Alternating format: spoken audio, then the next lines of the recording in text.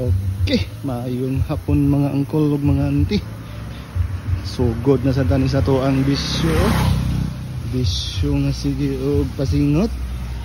Naata karon diri sa tugaan o labay na ta sa sukang pinakurat na sa mga diri factory. Salamat.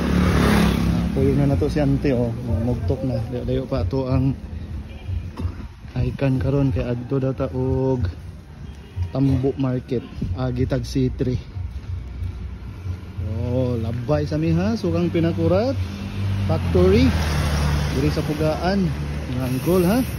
Oh, mag-update lang ko kung aha na may padulong ani mga angkol mga auntie. Oh, wait lang.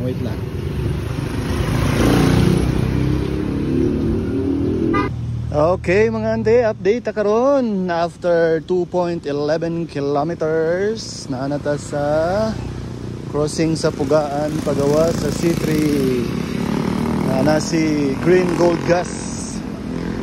So change of plan, instead nga adto ta og Tambo diri na lang daw ta sa C3 Balutan kay mura og lain man ang weather ni ito man ang clouds. So ngaon na lang daw mi og balot ni auntie dito sa C3 Balutan.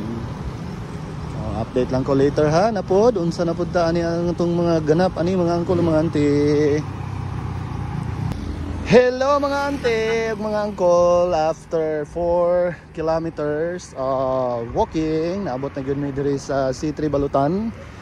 And naaday tayo bagong construction diri mga auntie o mga angkol. Hayahay, a taste of passion serving you soon by AM Restaurant. So mo ni ang C3 Balutan sa una na bagong restaurant nga ma-open diri sa atuang dakbayan sa Iligan.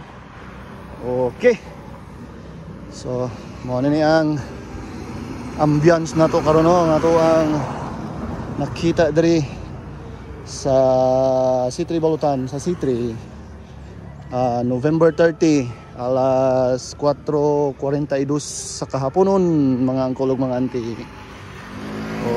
Nausab na pod ang weather ni hayag pero naay clouds nga ngit-ngit. Sayo ta diri mga angkol ug mga auntie. Update you later. Okay, hello mga angkol, mga ante. Gabi na. It is 5:45 na in the afternoon. So manataog adto sa C3 Balutan. Pauli na ta. So manata karon diri sa sentro sa Pugaan. Ato nang labyan ang Pugaan Barangay Hall. So alang na nato ang update for today mga angkol, mga auntie. November 30, 2025. Ato ang exercise with Auntie Ture. Okay, so daghang salamat sa inyong mga support angkol ug auntie. God bless and see you sa atong next nga vlog. Bye bye. Barangay Hall sa Pugaan.